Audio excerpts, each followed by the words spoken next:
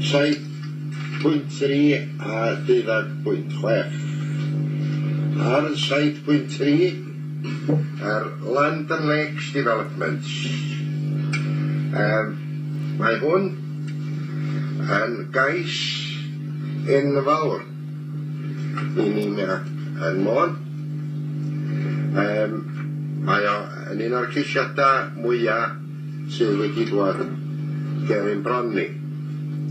A felly, yr arferiad ydy bod y siaradwr gyhoeddus o di ac o blaid yn cael 3 munud i fynychu ei safiad. Gan fod hwn yn gais mor enfawr, mae o'n yn cael ei gyfri fel hybrid.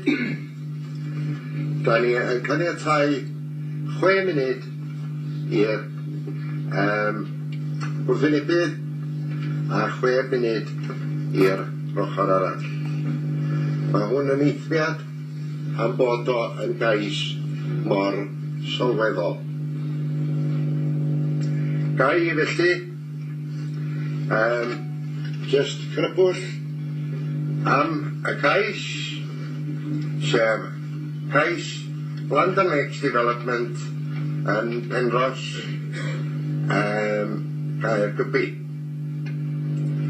Gai ofyn i'r gwrthwynebydd Mrs Hilary Paterson Jones, gwelwch chi'n dda, naw hi mlaen i'r ochr yma i'w sedd.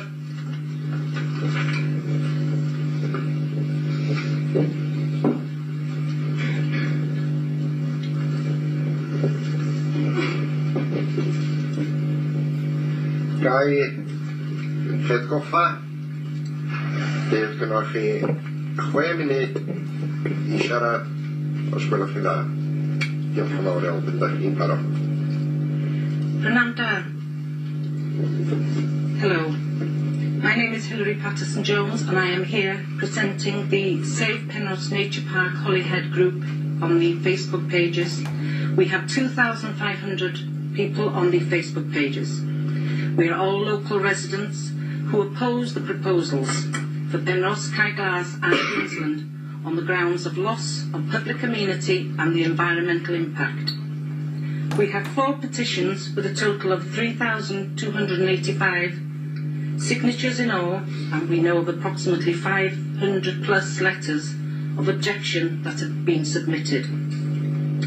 From the very beginning, we've had issues with councillors who have been predetermining these applications. The guidance suggests that they should not be doing this. Only this morning I heard a councillor on BBC Wales and BBC Cymru, Radio Wales, was speaking out about how good these applications are and how they are already passed, basically. The council acknowledges that the majority of the Kingsland application site is outside of the defined settlement boundary of the proposal map of the Ynys-Môn local plan for Holyhead. They also say that weight should be attached to the UDP boundary in the vicinity of the site. However, Penrose clearly lies outside this development boundary, and the PPW states that before major developments are permitted, it should be demonstrated that a coastal location is essential. It is not essential. We have the likes of Sherwood Forest, we have the likes of Longleat. They are not coastal, yet they run very well. Is this joint application not just a means to smuggle through a profitable housing scheme along inside an AONB on the back of a leisure facility that may never happen if Willoughby does not go ahead? The Planning Policy Wales Edition 5 refers to the issue of prematurity, which may arise where a local development plan is in preparation, and also provides sufficient grounds to refuse the planning permission for this current application at this stage. There should be separate planning application for each of the 3 sites, as there is no necessary linkage between the need for the 3 sites, which according to Planning Policy Wales is important for meeting these tests for major development in an AONB. It is unlikely that these proposals taken separately would pass this rigorous examination required by PPW. An AONB would not normally be chosen for either a 400 housing development site or a temporary industrial accommodation for up to 3,500 people in Holyhead. Moreover, providing housing for Wilver construction workers and a tourist development, this should not be considered as a single application, not least because the timing of Wilver B is uncertain. If the OMB has to have any meaning, developments such as Land and Lakes proposals must be rejected. Despite all of these departures, the planning officers have recommended approval. That baffles me. Suspicion exists that the original CCW objection was withdrawn by Natural Resources Wales as a result of political pressure. Currently, a Freedom of Information requests are being submitted to establish whether this is the case. Iolo Williams, the wildlife ornithologist and TV presenter, knows Penrhos well. In an email dated June 2013, he writes, "I am writing to support your efforts to protect Penrhos Nature Reserve and its incredible variety of wildlife.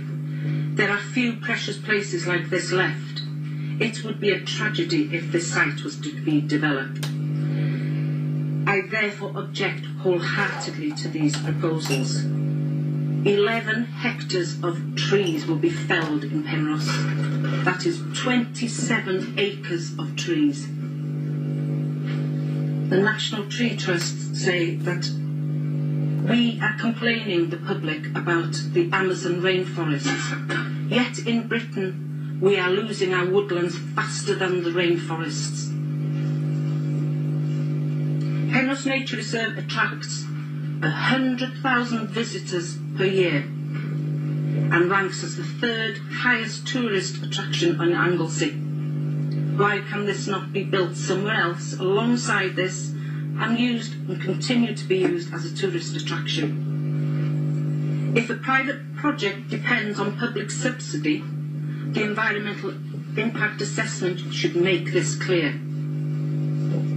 This developer is already seeking a £10 million grant from the public funding to finance a development whose impact would be a loss of public access to a very large area of woodland of high amenity value and rich biodiversity, which has been treasured by the local residents and tourists for over 40 years.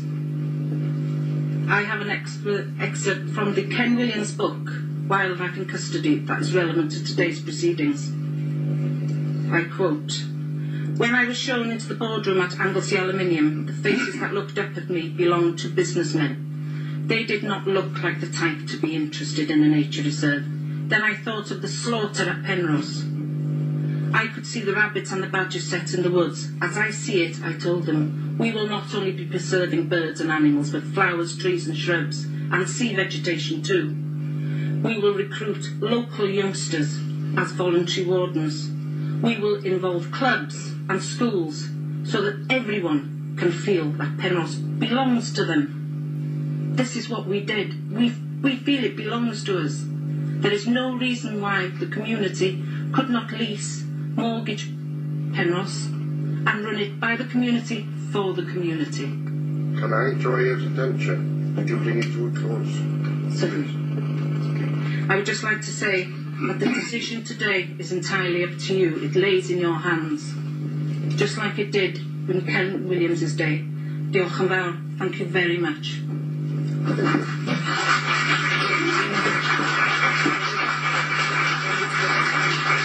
Just a for a minute, please.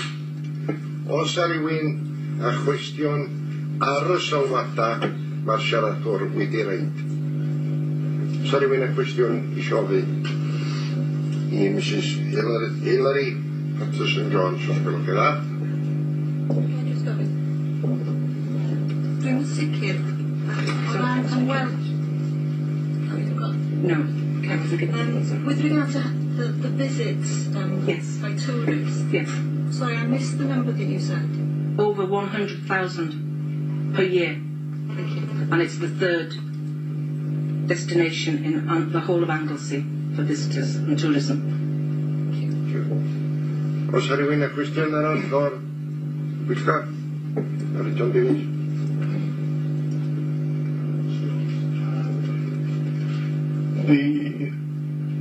During this debate, there would inevitably be points raised that the development of Penrose, Caiglas and Kingsland will provide excellent economic benefits for Holyhead and Anglesey. What are your views in respect of that? Well, I don't see how you can come with that because I feel everything will be on this leisure centre. They're not going to be leaving this leisure centre. People think they're going to be coming into the town centre. That's not going to happen. They are going to have shops there. They're having their own swims. Everything will be there that is available for them. It works the same in Sherwood Forest and Longley. They go there and these people remain there. Thank you. You're welcome. Thank you. Os rhywun â cwestiwn ychwanegol? Ysgrifennwch yna ar be mae Sylwyd Pedr wedi dweud. Thank you very much. Thank you. Thank you. You can take your seats.